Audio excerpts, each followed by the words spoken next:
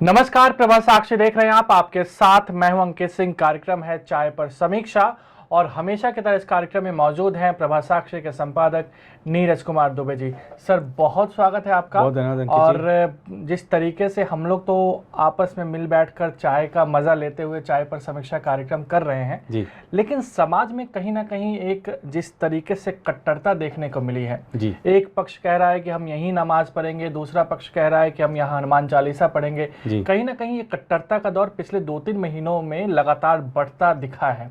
जी क्या वर्तमान में भारतीय समाज में वाकई कोई दरार पड़ती दिखाई दे रही है आपको? और अगर ऐसा है तो इसका कारण क्या राजनीतिक है या सामाजिक है?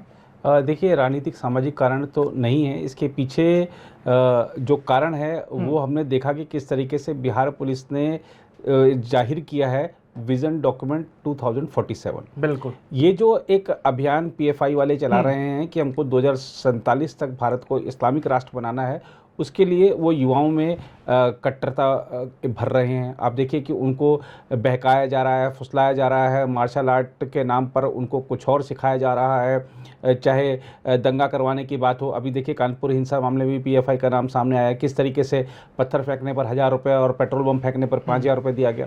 तो इस तरीके से ये जो लोग विदेशी फंडिंग के माध्यम से भारत में इस तरीके का एक नफ़रत का माहौल खड़ा कर रहे हैं, बना रहे हैं, उस पर जिस तरीके से हमने देखा कि चाहे बिहार पुलिस की बात हो, उसके ठीक हफ्ते पहले अगर हमने देखा कि तेलंगाना में भी इसी तरीके का सेम मॉड्यूल पकड़ा गया और वही जो कुछ यहाँ पर चीज़ें बरामद हुई हैं बिहार में, वही सब कुछ वहाँ पे तेलंगाना में, हैदराबाद में बरामद हुआ। तो ये दिखाता है कि कहीं ना कहीं एक विदेशी साजिश चल रही है कि भारत में अशांति पैदा की जाए, भारत की जो विकास की एक जो दौड़ में भारत आगे निकलता जा रहा है उसको किस तरीके से उस दौड़ को में बाधा डाली जाए, यही सब प्रयास चल रहे हैं। और हाल ही में जो कुछ घटनाएं हुई, चाहे उदयपुर की हो, अमरावती की हो, ये सब कहीं ना कहीं उसी जो साजिश है, जो हम इनका जो विजन डॉक्यूमेंट 2047 है, उसी से कहीं ना कहीं जुड़ा प्रतीत होता है। हालांकि एनआईए जांच कर रही है, क्या सच है क्या नहीं, वो चीज़ें सामने आएंगी। लेकिन अब जो आपने हम अगर हम हालिया विवाद देखें, लखनऊ में लुलू मॉल में एक उसके प्रांगण में लोगों ने वहाँ पर नमाज अदा की, विवाद हो गया। देखिए, यहाँ पर किसी को भी अपनी जो भी मजहब है उसका है, उसमें जो भी उसकी प्रार्थना के जो भी तरीका उसमें मान्य है, उस तरीके को करने से उसमें कहीं कोई मनाही नहीं है। और आप देखिए कि कहीं इस बार अभी बकरीद हुई यूपी में, पूरे यूपी में बहुत शांति के साथ बकरीद की आवाज़ जो नमाज थी वो अदा की गई। और एक सरकार ने नियम बनाया है कि आपको सार्वजनिक स्थानों पर और सड़कों पर आपको इस तरीके के जो काम हैं वो नहीं करने हैं। आप प्रेयर करिए, जो निश्चित प्रांगण है वहाँ पर जाकर करिए, निश्चित स्थान है वहाँ जाके करिए। ये सभी धर्मों पर लागू है, समान रूप से लागू है, कहीं किसी को कोई अतिरिक्त छूट नहीं है, किसी को कोई तुष्टिकरण नहीं है। तो आप अगर वहाँ पर एक कमर्शियल जगह पे जाके, पब्लिक प्लेस पे जाके नमाज पढ़ेंगे तो दूसरा पक्ष आपत्ति करेगा और वो भी कहेगा कि हमको भी ऐसा करने दीजिए। अब जो मॉल बना है वो वहाँ पर एक शॉपिंग सेंटर है, वो वहाँ पर लोग आते हैं, मनोरंजन कर लिए आते हैं, वो अपनी खरीदारी के लिए आते हैं। वहाँ पर लोग नमाज अदा करने लगेंगे, वहाँ पर लोग, अब दूसरा पक्ष कह रहा है कि हमको हनुमान चालीसा या सुंदरकांड का पाठ करने दिया जाए। तो वहाँ पर करने के बजाय आप अपने जो धार्मिक स्थल हैं, मंदिर हैं, मस्जिद, वहाँ जाके करिए। आपको वहाँ पर सार्वजनिक जगहों पर करने की क्या ज़रूरत है? तो आप अगर वहाँ पर कर रहे हैं तो इसका मतलब है कि आपका उद्देश्य कुछ और है। आप अपने ईश्वर को प्रसन्न नहीं करना चाह रहे हैं, आप किसी मिशन पर हैं और उस मिशन को पूरा करने के लिए इस तरीके की चीज़ें कर रहे हैं। तो ये अच्छी बात है कि जो लुलू मॉल का जो भी एडमिनिस्ट्रेशन है उसने एफआईआर कराई है अज्ञात लोगों के खिलाफ जिन्होंने वहाँ पर नमाज पढ़ी। और ऐसे जो ये हम खाली सिर्फ लुलू मॉल की बात नहीं करें, ये देश में आजकल बहुत सी जगहों पे देखने को मिल रहा है, क्योंकि लोग अड़ जाते हैं कि हमको यहीं करना है। भैया, यहीं क्यों करना है? नियम है, कानून है, सब पर समान रूप से लागू हैं। आप अपने निश्चित स्थान पर जाइए, आप करिए, आपको कोई नहीं रोकेगा। भारत धर्मनिरपेक्ष राष्ट्र है और ये हमारी एक संविधान की तरह से मूल आत्मा है ये। तो ये आप कहीं कोई तुष्टिकरण की नीति नहीं है। पिछले 8 सालों में तो खासतौर पर ये देखने को मिल रहा है कि खासतौर पे जिन लोगों को वोट बैंक समझ लिया गया था, वोट बैंक पॉलिटिक्स के नाते वो लोग पिछड़े हुए थे, उनको किसी योजना का लाभ नहीं मिल पा रहा था, आज वो लोग आगे बढ़े हैं, उनको सब योजनाओं का लाभ मिल रहा है। तो ये मुझे लगता है कि एक यही सब चीज़ें हैं जो शायद इस तरीके का जो विजन डॉक्यूमेंट लेके चलते हैं कि भारत को इस्लामिक राष्ट्र बनाना है, उनको पच नहीं रहा है, इसलिए नफरत का माहौल बनाया जा रहा है, हिंदू मुस्लिम के बीच में विवाद खड़े किए जा रहे हैं, जरा जरा सी बात को धार्मिक रंग दे दिया जाता है। ये बहुत गलत है और सरकार को, प्रशासन को कड़ाई से निपटना चाहिए, मुझे लगता है इन सब चीज़ों से। और हाल में ही हमने देखा कैसे योगी आदित्यनाथ ने एक जनसंख्या को लेकर एक बयान दिया, उसको भी एक धर्म से जोड़ दिया गया। हर विषय को एक धार्मिक एंगल दे दिया जाता है। तो ये एक बहुत गलत प्रचलन है। ये और इसमें सबसे बड़ी संकट की स्थिति, बड़ी विकट स्थिति तब खड़ी होती है जब इस तरह की हरकतें करने वालों को राजनीतिक प्रश्रय मिल जाता है। हमारे राजनीतिक दलों को समझना होगा कि ऐसे लोगों को जब तक हम उनको महत्व नहीं देंगे तभी वो खत्म होंगे, तभी जब उनको अगर मीडिया और राजनेता इनको महत्व ना दें तो ये बिल्कुल अपने उद्देश्यों में कभी सफल नहीं हो सकते। बिल्कुल, और खुद को मजबूत करने के लिए देश को कमजोर करना ये कहीं से सही नहीं है किसी भी राजनीतिक दल के लिए। और हम किसी समुदाय पर कार्रवाई ना करके या किसी समुदाय पर कार्रवाई करके हम किसी को खुश करना चाहते हैं तो ऐसा नहीं होना चाहिए। ऐसा किसी को लगना भी नहीं चाहिए, जनता में ऐसे नहीं आना चाहिए कि वो उस धर्म का व्यक्ति पकड़ा गया है, उस पार्टी की वहां पे सरकार है तो उसको कुछ नहीं होगा, ऐसा नहीं होना चाहिए। बिल्कुल। और जो कि बार बार कहा जाता है कि जो आतंक करता है, जो इस तरह की गतिविधियों में शामिल होता है, उसका कोई धर्म नहीं होता है, वो इंसानियत का दुश्मन होता है। बिल्कुल। खैर, अगले टॉपिक की तरफ हम बढ़ते हैं और सोमवार से संसद का सत्र, जो मानसून सत्र है, वो शुरू हो रहा है।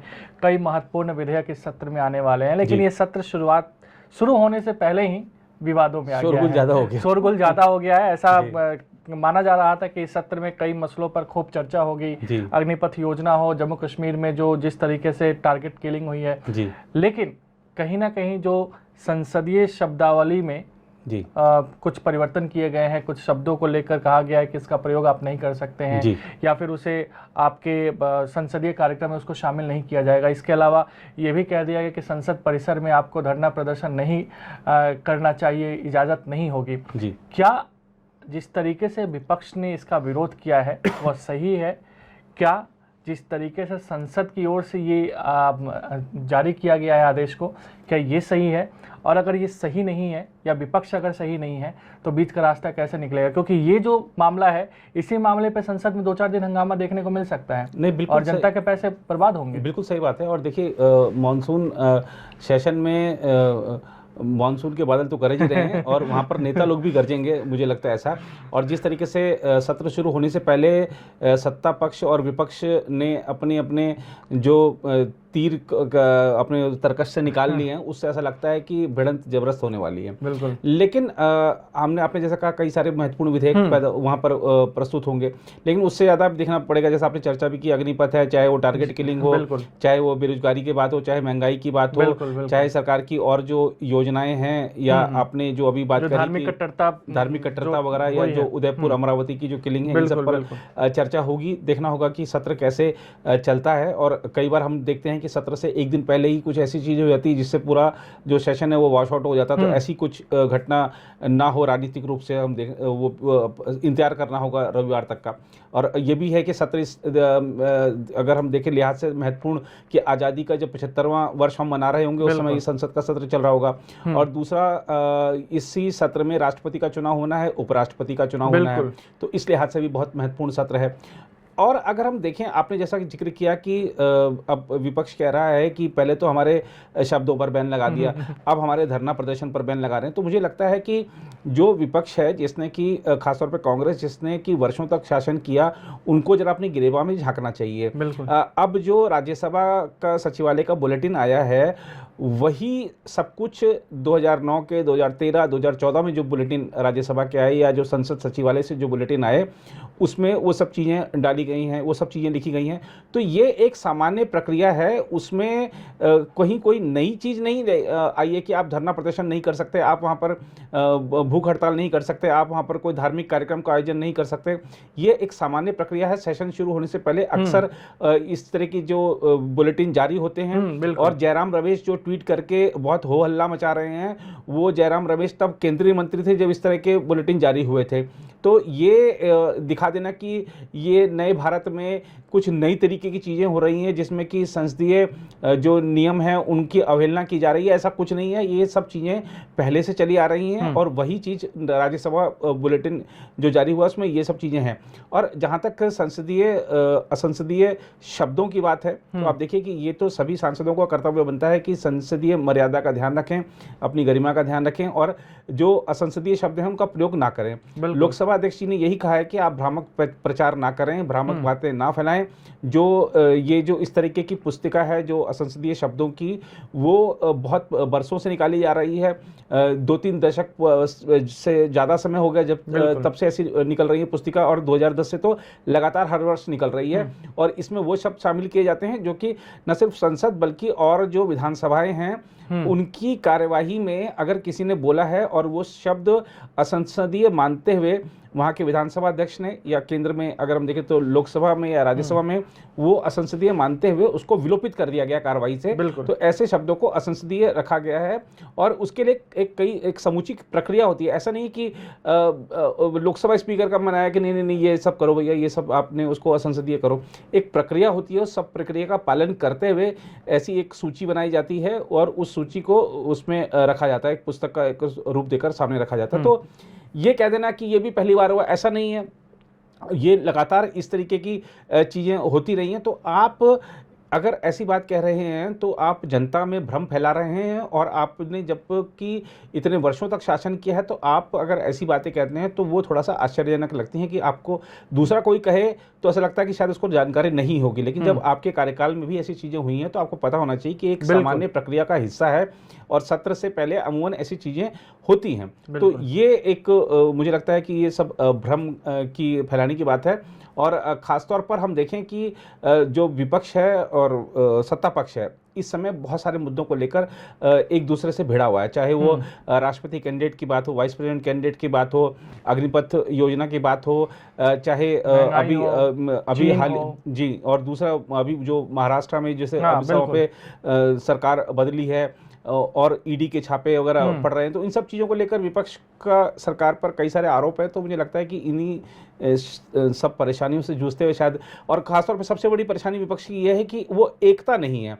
अब एकता आप देखिए कि किस तरीके से राष्ट्रपति चुनाव में टूट गई, सबके सामने है। तो ये चीज़ें कई सारी हैं ऐसी कि विपक्ष जो कदम उठा रहा है शायद सोच समझकर और एकजुटता के साथ नहीं उठा रहा है, इसीलिए उसको अपने कदम पीछे खींचने पड़ते हैं, या फिर उसने जो आरोप लगाए हैं उसकी पोल तुरंत खुल जाती है। तो इसलिए थोड़ा सा एक रणनीति बनाकर आपको आगे बढ़ना होगा। ऐसे अनुभवी लोग, जयराम रमेश जैसे कई साल केंद्रीय मंत्री रहे लोग, अगर मल्लिकार्जुन खड़गे जैसे लोग जो कि कर्नाटका में कैबिनेट मिनिस्टर रहे हैं, कर्नाटका गृह मंत्री रहे हैं, राज्यसभा में विपक्ष के नेता हैं और कैबिनेट मंत्री रहे हैं, तो ऐसे लोग थोड़ा सा आप अध्ययन करके और जो भी नियमावली जारी होती है उसका क्या इतिहास रहा है, इन सब चीज़ों को इन सब चीज़ों का अध्ययन करके अगर कुछ कहें तो शायद ज़्यादा सही रहेगा। और हर एक की रुचि होती है कि संसद में जो कुछ हो रहा है उस पर उसमें क्या संसद में नया हुआ, आज किसने क्या कहा, क्या वाद विवाद हुए, कौन से विधेयक पारित हुए, किसने क्या कहा।